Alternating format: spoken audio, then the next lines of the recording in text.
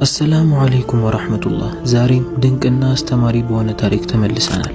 ሚስቴ መውለድ አትችልም ብሎ እሷ ሳታውቅ በእሷ ላይ ሌላ ሚስትን ስለደረበባት ምስኪን ሴት የምናይ ይሆናል። ይህንን ድንቅ ታሪክ እስከ መጨረሻው ድረስ ይከታተሉ። ለዚህ ቻናል አዲስ ከሆናችሁ ሰብስክራይብ ማድረጋችሁን እንዳትረሱ፣ ቪዲዮውንም ላይክ በማድረግ ጀምሩ።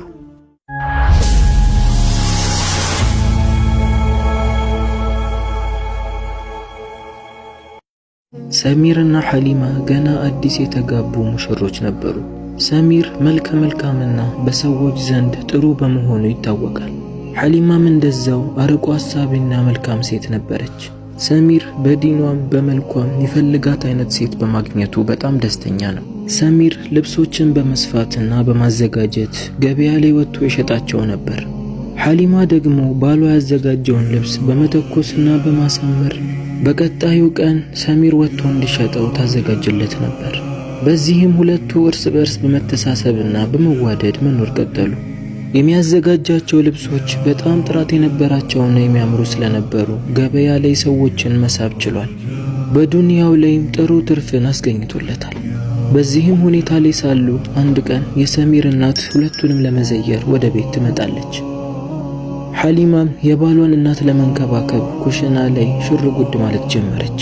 የሰሚር እናት አመጣጧ እነሱን ለመጠየቅ ብቻ አልነበረም።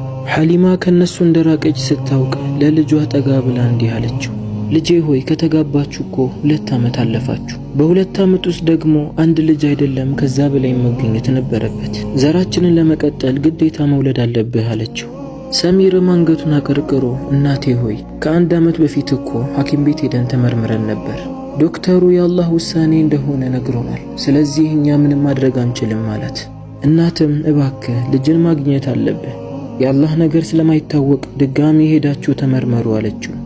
ለእናቱ ጥሩ አቀባበል ካደረጉላትና ከሸኟት በኋላ ሰሚር ሚስቱን ሐሊማን ጠራትና እስካሁን ያለ ልጅ 2 ዓመት አልፎናል፣ ድጋሚ ዶክተር ጋር ሄደን ብንታይ ምን ይመስልሻል አላት።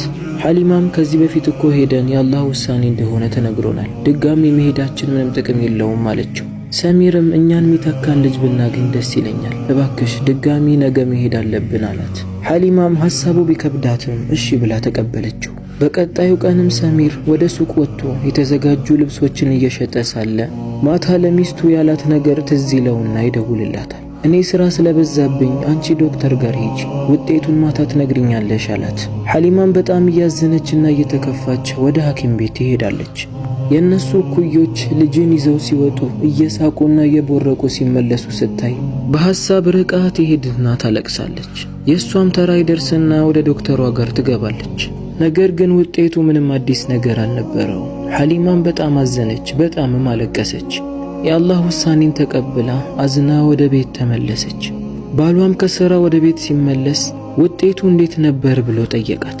ሐሊማም ውጤቱን አሳይሃለሁ፣ ነገር ግን አንድ ነገርን ቃል ግባልኝ። ውጤቱን ካየህ በኋላ እኔን መቼም ላትርቀኝና ላትፈታኝ ቃል ግባልኝ አለችው። ሰሚርም በፍጹም አንቺን ጥዬሽ አልሄድም ወይም አንቺን አልፈታሽም፣ የአላህ ውሳኔ እስከሆነ ድረስ አምኜ እቀበላለሁ አላት።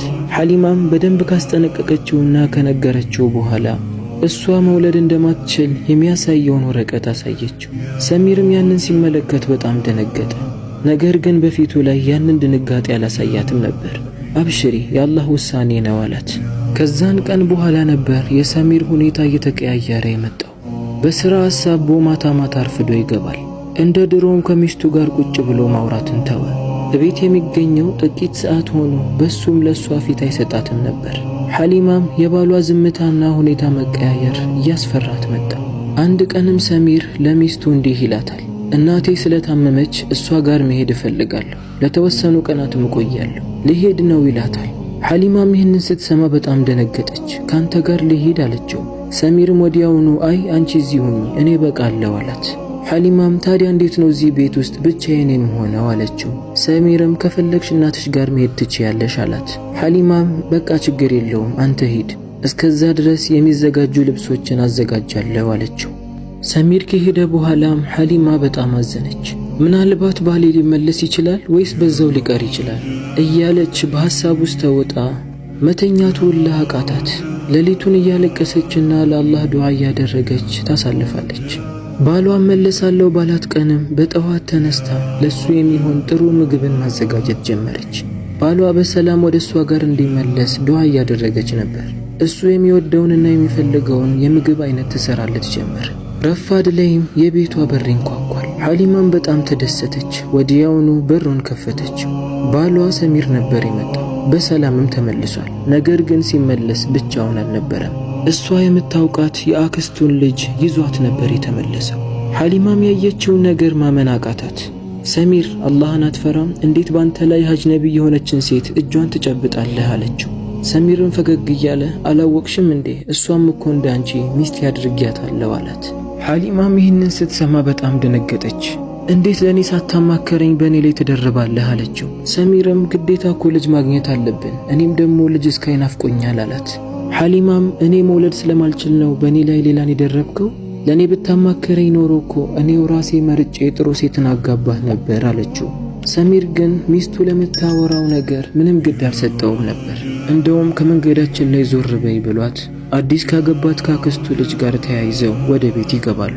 ሰሚር ያመጣት አዲሱ ሚስቱ ከሐሊማ ጋር ተደርባ በአንድ ቤት መኖር ጀመሩ። ሐሊማም ከባሏ ጋር የምተኛበትን ክፍል ለቃ ወደ ሌላ ክፍል ገባች። ሰሚር አሁን ልጅን አገኛለሁ በሚል ተስፋና እናቴን አስደስታለሁ በሚል ጥሩ ግንዛቤና አስተሳሰብ ነበረው። በዚህም ከአዲሱ ሚስቱ ጋር ጥሩ ጊዜን ያሳልፋል። ከሷ ጋር ይጫወታል፣ ይሳሳቃል። የመጀመሪያ ሚስቱን ሐሊማን ግን እየረሳት ይመጣል። እንደውም ሐሊማ የቤቱ ሰራተኛ ትመስል ነበር። ምግብን እያዘጋጀችላቸው፣ ልብሳቸው ሲቆሽሽ እያጠበች፣ ቤቱን እያጸዳች የሱ ሚስት ሳይሆን የሱ ሰራተኛ ሆነች። የተወሰኑ ወራትም አለፉ። አንድ ቀንም ሰሚር ከአዲሷ ሚስቱ ጋር የተጨዋወተና የተሳሳቀ ሳለ ሐሊማ ደግሞ ኩሽና ገብታ ምግብን እያዘጋጀች ሳለ የቤታቸው በር በኃይል ይንኳኳል። ድምፁንም የሰማው ሰሚር በሩን ለመክፈት ወደ በሩ ጋር ይሄዳል። በሩን ሲከፍተው የመጣው አካል የሐሊማ አባት ነበር። በጣም ተቆጥቶና ፊቱ ተቀያይሮ ነበር። ሰላምታም ሳያቀርብላት ምን በድላህ ነው ልጄ በሷ ላይ ሌላን ሚስትን የደረብከው አለው። ሰሚርም ቀለል አድርጎ እኔ እኮ ልጅን ማየት ፈልጋለሁ፣ እሷ እኮ መውለድ አትችልም አለ። የሐሊማ አባትም በጣም ተናዶ አሃ አንተ ልጅ ስለምትፈልግ ነው? እንዴት አንተ መሃን ሆነህ እሷ መውለድ ትችላለች አለው። ሰሚርም ይህንን ሲሰማ በጣም ደነገጠ። እንደ ቆመ ሐውልትም ፈዞ ቀረ። ንግግራቸውንም የሰማቸው ሐሊማ እያለቀሰች ወደ እነሱ ጋር መጣችና ለባሏ እንዲህ አለችው። አዎ መውለድ የማትችለው አንተ ነህ፣ እኔ አይደለሁም። ይህንን ደግሞ ያወቅኩት ከአንድ ዓመት በፊት ዶክተር ጋር የሄድን ጊዜ ነበር። ነገር ግን አንተ ትጎዳለህና ታዝናለህ ብዬ ይህንን ነገር አልነገርኩህም፣ ደበቅኩት። በዚህኛውም ሐኪም ቤት ሂጂ ስትለኝ በጣም አዝኜ ነበር። ነገር ግን አንተ ከኔ ጋር ስላልነበርክ ዶክተሯ አሁንም አንተ መውለድ እንደማትችል ስትነግረኝ እባክሽ ባሌ ይህንን ካወቀ ይጎዳል፣ በወረቀቱ ላይ እኔ መውለድ እንደማትችል ጻፊ ያልኳት። ነገር ግን አንተ ካድከኝ። እኔም እኮ ካንተ በላይ ልጅን አግኝቼ ባቅፍ በጣም ደስ ይለኝ ነበር። ነገር ግን እኔ የአላህ ውሳኔ ነው ብዬ ተቀብዬ ነበር። ነገር ግን አንተ ይህንን መረዳት አቅቶህ በእኔ ላይ ሌላን ሚስት ደረብክ። አሁን እውነታው ስለተጋለጠ እኔ ካንተ ጋር መኖር አልፈልግም። አንተ ልጅን ማግኘት እንደምትፈልገው እኔም ልጅን ማግኘት እፈልጋለሁ አለችውና ከመጣው ምስኪን አባቷ ጋር ተያይዛ ወደ ቤቷ ተመለሰች። ሐሊም የሰማውን ነገር ማመን አቅቶት ፈዞ ቀርቶ ነበር።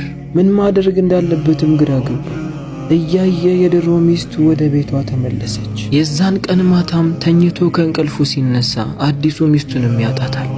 ከአጠገቡ አንድ ደብዳቤ ነበር። ደብዳቤውንም ከፍቶ ሲመለከት አዲስ ያገባት የአክስቱ ልጅ መውለድ የማይችል ከሆነ ከሱ ጋር ምንም ማድረግ እንደማትችልና ጥላው እንደሄደች ነበር የጻፈችለት። ሰሚርም ነገራቶች በጣም ተደራረቡበት። ጭንቅላቱም ሊፈነዳ ደረሰ።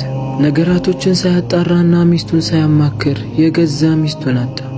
አዲስ ያገባትም ትጠቅመኛለች ያለችው ሚስት ጥላው ሄደች። የመጀመሪያ ሚስቱን በመበደሉ አላህ እየቀጣው እንደሆነም አወቀ። ባደረገውም ነገር በጣም አዝኖ አላህን ማህርታ መጠየቅ ጀመረ። በዚህም የድሮ ሚስቱንና ያሳለፈውን በደል ለመርሳት እየሞከረ ነበር። አንድ ቀንም ገበያ ላይ ሆኖ ልብሶቹን እየሸጠ ሳለ በድንገት ልብሶቹን ከሚያስቀምጥበት ክፍል አንድ ወረቀትን ያገኛል። ወረቀቱን ከፍቶ ሲመለከተው የድሮ ሚስቱ ሐሊማ የጻፈችው ነበር። ዋና ውዴታ የልብ እንጂ የሌላ አይደለም ይል ነበር። እንዴት ከሐሊማ ጋር እንደሚጫወትና እንደሚሳሳቅ ትዝ ይለው ጀመር። ከሷ ከተለየ ዓመታት ያለፉ ቢሆንም እንደገና እሷን ሄዶ ይቅርታ ለመጠየቅም ወሰነ። ምናልባት አላህ ይህንን ደብዳቤ ቆይቶ ያሳየኝ እሷን ላገኛት እችል ይሆናል ብሎም አሰበ። እየፈራም ወደ ቤቷ ደረሰ። ሐሊማ ፊትም እያለቀሰ እባክሽ ለሰራሁት ነገር ይቅርታ አድርግልኝ፣ በአንቺ ላይ ያደረግኩት ነገር አግባብ አልነበረም፣ ወደ እኔ ጋር እንድትመለሽ ይፈልጋለሁ እባክሽ እያለ ይለምናት ጀመር። ሐሊማም እንደምንም እንባዋን ለመቆጣጠር እየሞከረች አሁን እኮ ጊዜው ረፍዷል አለችው። ሰሚርም በጣም ደንግጦ እንዴት አላት።